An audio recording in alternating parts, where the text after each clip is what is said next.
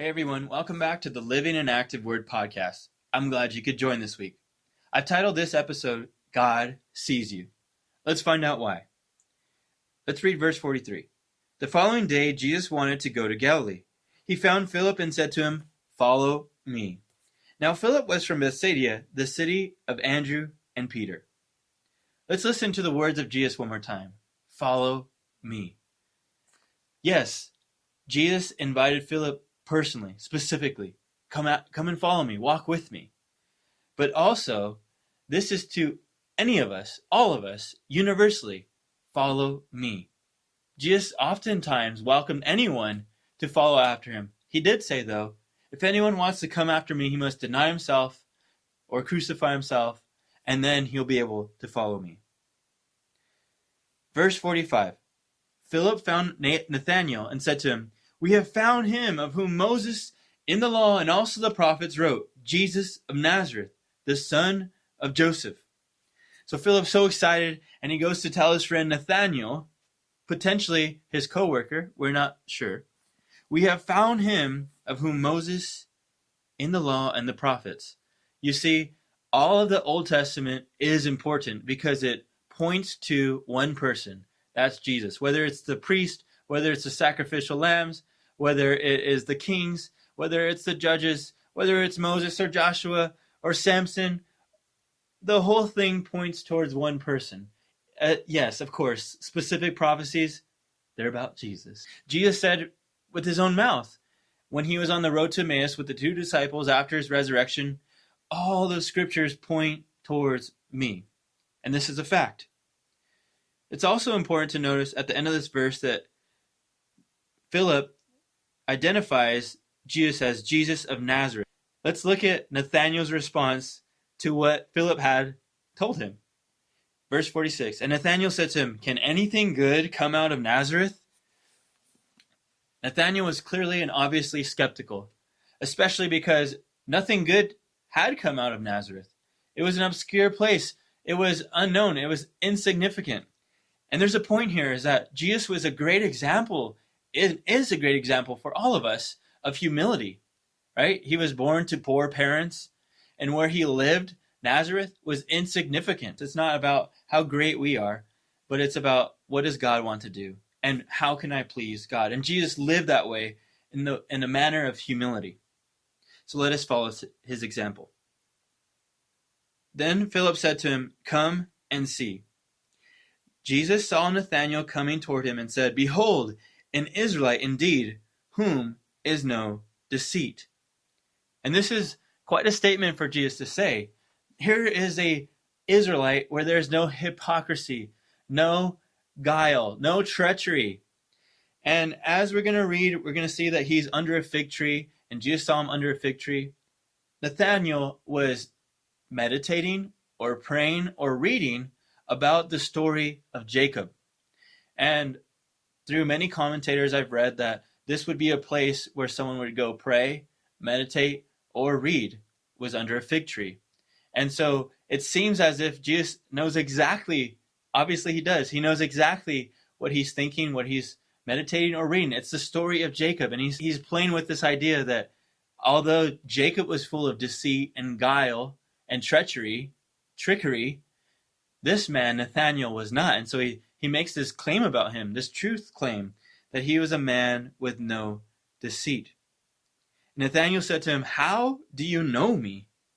And Jesus answered and said to him, "Before Philip called you, when you were under the fig tree, I saw you."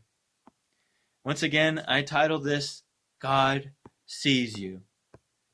In Genesis chapter 16, verses 13 through 14, we have this example of Hagar and how she was kicked out by Sarah, and it was Sarah's idea anyways, but Sarah and Abraham made a mess, including Hagar, and they were not being faithful to God. They were trying to manipulate the situation, and long story short, Sarah kicks out Hagar, and she's in the desert wandering. She thinks she's going to die. An angel appears to her and says, "No, God sees you. God will take care of you." And of course, the angel tells Hagar that there's a promise that Ishmael would always be fighting. He would be a man of war. And the point I'm after, though, is that she names the place where she was at the God who sees. God sees injustice and God sees righteousness. God sees it all. He is a God who knows the details of our lives. Moving to Psalm 139, verses 1 through 6, listen to this. It's one of my favorite chapters in the Bible. O Lord, you have searched me, and you know me. You know my sitting down and my rising up. You understand my thought afar off.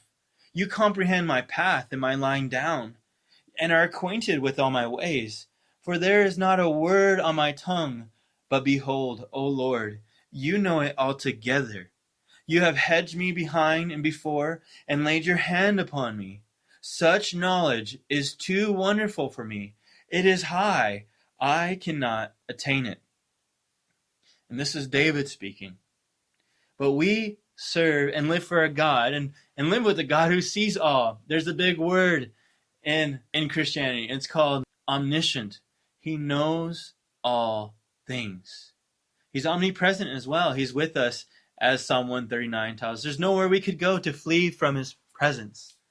And so remember this today, that God sees you. He sees you through the good, the bad, and the ugly. So take comfort in that he is a God who knows where you're at. He knows what you're going through. He sees when we rise up. He sees when we lay down. He knows the words before we will even speak them. And so Nathanael, verse 49, Nathanael answered and said to him, Rabbi, you are the Son of God. You are the King of Israel. Why? Because Jesus told him, Philip, before Philip called you, I saw you under the fig tree. He says, you are God. You are the Messiah. You're the chosen one, the Son of God, and you're the King. Verse 50, Jesus answered and said to him, because I said to you, I saw you under the fig tree, do you believe? You will see greater things than these. And he said to him, most assuredly I say to you, hereafter you shall see heaven open, and the angels of God ascending and descending upon the Son of Man. Once again, this points to the fact that Nathanael was contemplating or reading the story of Jacob. And when Jacob had fallen asleep after he was running away from his brother, thinking he was going to be killed, he's dreaming, he's sleeping, he's dreaming, and he sees heaven open up. He says he sees angels descending and ascending to heaven and earth. And if you notice, this is to the credit of John MacArthur, he says, there's no stair step here. There's no staircase, as the Bible puts it. No. If you notice, the angels of God are ascending and descending upon the Son of Man, upon Jesus. Our access to heaven at any time of the day. Clearly, obviously, to salvation, but then for communication, for prayer, for getting heaven down to earth and seeing God work is through the Son of Man, through Jesus. And Jesus told him, you will see greater works than this. You'll see greater things than me just telling you, I saw you under the fig tree. I have knowledge of you. I know the depths of your heart. And he would see Jesus do greater things. And he would also see Jesus go on the cross on our behalf to open up, so that way he could be the staircase to heaven, Jesus. You see, man could never work his way up to heaven, but God could bring heaven to man through Jesus. He could provide salvation through the work of the cross and through the power of his resurrection. So, maybe you might be discouraged today. Maybe you might ask God, are you seeing anything that's happening in my life? Do you know what's going on, God?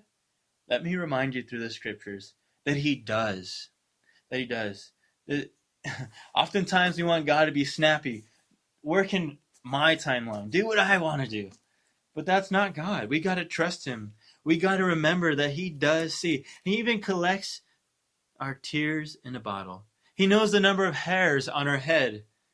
And for some people, they don't have hairs on their head, but that's okay. God knows the details of your life. And let me remind you, he's a good father. He's a good king. He's a good savior. If he is willing to give his life on the cross Is he not willing to take care of you, as Romans 8 tells us? Will he withhold any good thing from us? The answer is no. So, remember, God sees you. He loves you. He cares for you, even in the valley of the shadow of death. Even when it feels like he doesn't see you, he is there with you. He just doesn't see you. He's with you. God bless you. I hope you run more and more to his word for help, for comfort, for everything that you need. Thank you for listening, and God bless.